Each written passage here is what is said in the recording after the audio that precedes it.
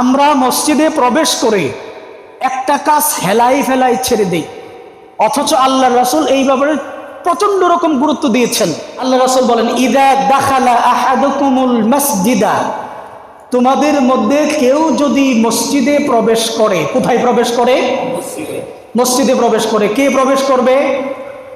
তোমাদের মধ্যে কেউ, তার মানে খালি সাহাবীরা না? আমরাও আছি, আমরাও আছি। তাহলে কি করবে?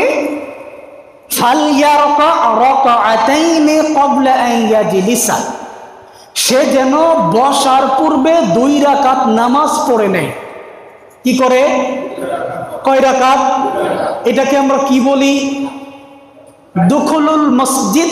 আপনাকে 2 রাকাত নামাজ পড়ে অবশ্যই বসতে হবে, এর আগে বসার আপনার কোনো পারমিশন নাই। মসজিদে নববীতে আল্লাহর রাসূল জুমার খুতবা দেওয়ার জন্য উঠে দাঁড়িয়েছেন এবং খুতবা দিচ্ছেন, এমত অবস্থায় একজন সাহাবী মসজিদে ঢুকে বসে পড়লেন। আল্লাহর রাসূল খুতবা থামিয়ে দিলেন এবং বললেন, তুমি দাঁড়াও এবং 2 রাকাত নামাজ পড়ে তারপরে বসো। বলেন তো, এই 2 রাকাতের গুরুত্ব যদি না থাকতো তাহলে কি আল্লাহর রাসূল তাকে খুতবা থামায়া দিয়া 2 রাকাত নামাজ পড়ার কথা বলতেন? বলতেন না।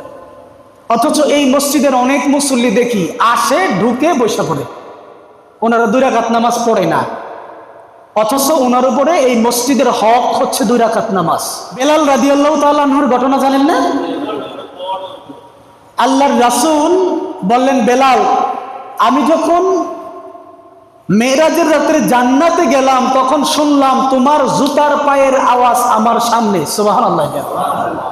আমি জানতে চাই তুমি কি এমন আমল করো যে আমলের কারণে জান্নাতে আমার আগে তুমি হাঁটার সুযোগ পেয়েছো। বেলাল বলেন, ইয়া রাসূলুল্লাহ, আমার স্পেশাল তেমন কোনো আমল নাই, শুধু একটা। কি সেটা? সেটা হচ্ছে আমি যখন ওই ওযু বানাই তখন ওই মসজিদে প্রবেশ করে 2 রাকাত নামাজ পড়ে নেই। অথচ আমরা এত আইলসা, আমি আপনাদেরকে শুধু দোষারোপ করবো না, আমি হুজুর সহ, আমরা হুজুররা সহ আমরা নিজেরাও আইলসা, 2 রাকাত নামাজের ব্যাপারে একেবারেই গাফেল, উদাসীন। আমরা নামাজটা পড়ি না। আপনাদের দোষ দিচ্ছি না, আমরা হুজুরদের কথা বলতেছি, আমরাও অনেক সময় এটা করি না।